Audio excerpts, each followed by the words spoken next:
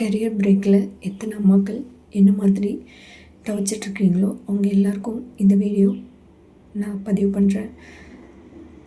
தீராத மன துயரத்தில் இருக்கிற எத்தனை பேருக்கு கடவுள் எந்தெந்த ரூபத்தில் வந்து உதவி செய்வார் அப்படின்றது சொல்ல முடியாது.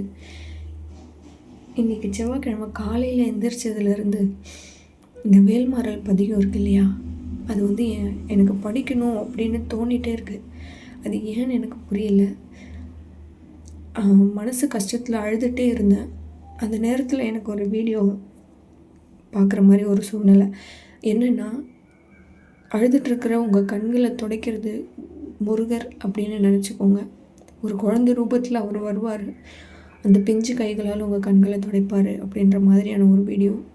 அடுத்த ஒரு 2 நிமிஷத்தில் ஹாலில் விளையாடிட்டு இருந்தேன். என் குழந்த என் பக்கத்தில் வந்து என் கண்ணீரை துடைச்சி அழாதம்மான்னு சொன்னான்.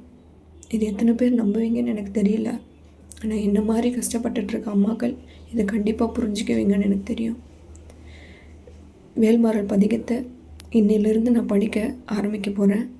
என்ன மாதிரி கஷ்டப்படுற அம்மாக்கள் எத்தனை பேர் என்னோட சேர்ந்து இந்த வேல்மாறல் படிக்கிற பயணத்தில் தொடங்க போகிறீங்க அப்படின்றது நீங்கள் முடிவு பண்ணுங்கள்.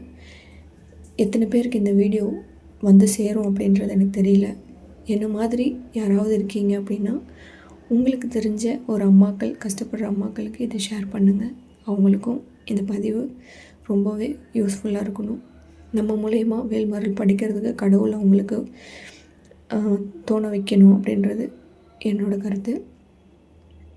தொடர்ந்து பார்ப்போம் என்ன நடக்குதுன்னு. எனக்கு நடக்கிற மாற்றங்களை நான் கண்டிப்பாக உங்களுக்கு ஷேர் பண்ணுறேன். நீங்களும் உங்களுக்கு கிடைச்ச மாற்றங்களை கமெண்ட்ஸில் ஷேர் பண்ணுங்கள். சேனல் சப்ஸ்கிரைப் பண்ணிக்கோங்க. தேங்க்யூ.